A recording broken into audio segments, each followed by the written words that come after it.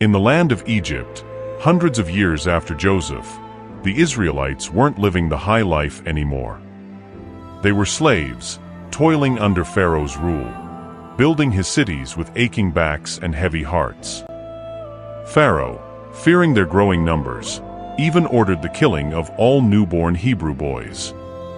But a brave mother named Jochebed wouldn't let that happen.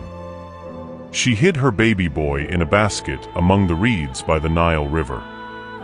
Pharaoh's daughter found the basket and, touched by the crying child, decided to raise him as her own. This child, named Moses, grew up in Pharaoh's palace, unaware of his true heritage. While tending sheep in the desert, Moses encountered a sight that would change everything: a bush that burned but wasn't consumed by flames. Through this burning bush, God spoke to Moses, revealing himself as the God of Abraham, Isaac, and Jacob. God had a mission for Moses: lead the Israelites out of Egypt and to a land flowing with milk and honey, the Promised Land. Hesitant but determined, Moses, with his brother Aaron by his side, approached Pharaoh. They presented God's demand: "Ye let the Israelites go." But Pharaoh, a stubborn ruler, refused. In response, God unleashed a series of 10 devastating plagues upon Egypt, each one a forceful reminder of Pharaoh's defiance. From the Nile turning to blood to locust swarms devouring everything green, Egypt suffered greatly. Finally, after the horrific plague of death that passed over houses marked with lamb's blood, Pharaoh relented. The Israelites, finally free, left Egypt in a hurry, taking only unleavened bread with them. But their freedom was short-lived. Pharaoh had a change of heart and sent his army after them. The Israelites found themselves trapped between the pursuing army and the Red Sea. Fear gripped their hearts. But then, a miracle.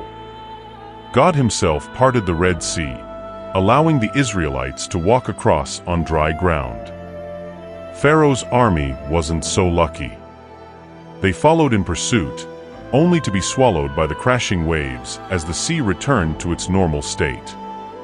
The scorching sun beat down on the vast expanse of sand as the Israelites plodded forward. The euphoria of escape from Egypt had faded, replaced by a gnawing hunger and a thirst that parched their throats. Grumbles rippled through the crowd, a symphony of discontent. "We are hungry. We are thirsty. We miss the food we had in Egypt," they cried. Moses, their leader, stood resolute, his faith a beacon in the desert's despair. He reminded them of God's miraculous intervention in Egypt, the plagues that crippled the land and the parting of the Red Sea. But doubt had taken root, a weed choking their trust. One day, despair reached a boiling point. In a brazen act of rebellion, a group of Israelites defied God, melting down their golden jewelry and molding it into an idol, a golden calf. They bowed before it, attributing their liberation to this false god.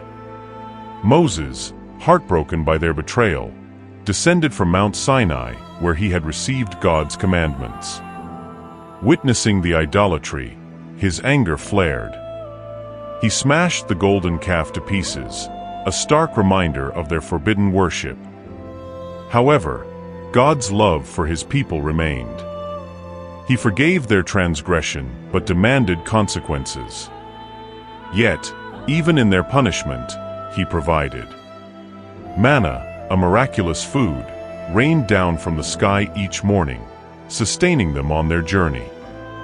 Water miraculously flowed from a rock struck by Moses' staff, quenching their thirst.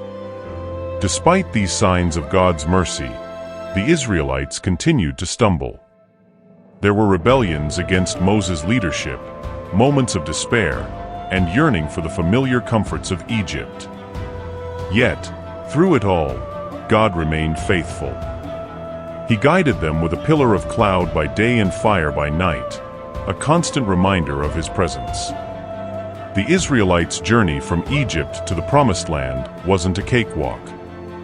Despite witnessing God's miracles and escaping slavery, they faced challenges like hunger, thirst, and doubt. This period tested their faith and highlighted the importance of trusting in God's guidance and provision even during hardships.